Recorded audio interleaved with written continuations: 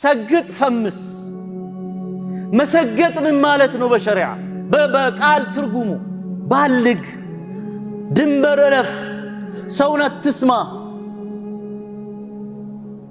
ብልግና ማለት ነው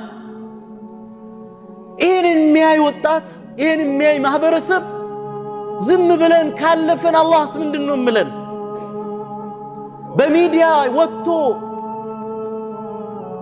ለመታወቅ ሰው ልጅ መባለግ ትውልድን የሚገል ተግባር መፈጸም ንግግር መሰራጨት አለበት ወይ በሸሪዓችን እኮ አላህ በአንድ ወንጀል የፈተነህ እንደሆነ ወኢዛ ቡሊቱም ፈስተቲሩና መሰተር ነው ያለበት መደበቅ ነው ያለበት يقول النبي صلى الله عليه وسلم كل أمتي معافى إلا المجاهرين أمتوچن الله ይቅርላችኋል ሁሉንም አሉ እነማን ሲቀሩ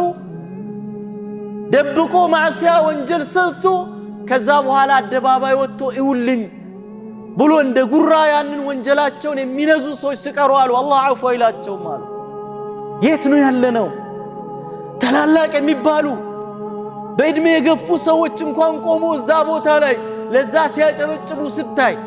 ብዙ ሙስሊም ወጣቶች እዛ አይነት ትሬንድ ውስጥ ገብቶ ስታይ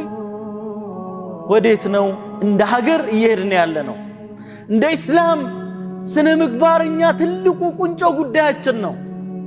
الرسول صلى الله عليه وسلم ምንድነው ያሉት إن من أحبكم إلي وأقربكم مني مجلسا يوم القيامة أحاسنكم خلقا كان زند قرب بوتا قيامة كان متهونوت أنا زند توداجاچو አሉ መልካም ስነ ምግባር ያለው ሰው አሉ ሰውን የማይሳደብ የማያንቋሽሽ የማይዋርድ ፍሑሽ ቁሻሻ ንግግርን ብልግና ንግግርን የማይናገር ብልግና ተግባራትና ንግግሮች በየትኛውም ነገር ውስጥ አይሆኑም ያን ነገርን ቢያወድሙት እንጂ አሉ ረሱል አለይሂ ሰላቱ ሰላም ሐያ ሕሽማ ክብር የሆነ ነገር ውስጥ ካለ ደግሞ ያንን ነገርን ያሳምረዋል አሉ ሚዲያ ያንን ሲያራግብ ታያለ እዛ ላይ ወጥቶም ዳዕዋ ሀገራዊ ጉዳይ የሚዲያ የሆነ ጉዳይ ተብሎ ዳዕዋ የሚያደርግም ሰው ታያለ እዛ ቦታ ላይ ወደ ሃይማኖት ሐቅ ያዘው ሙስሊም አፉን ዘግቶ ተቀምጧል ኢላ መታ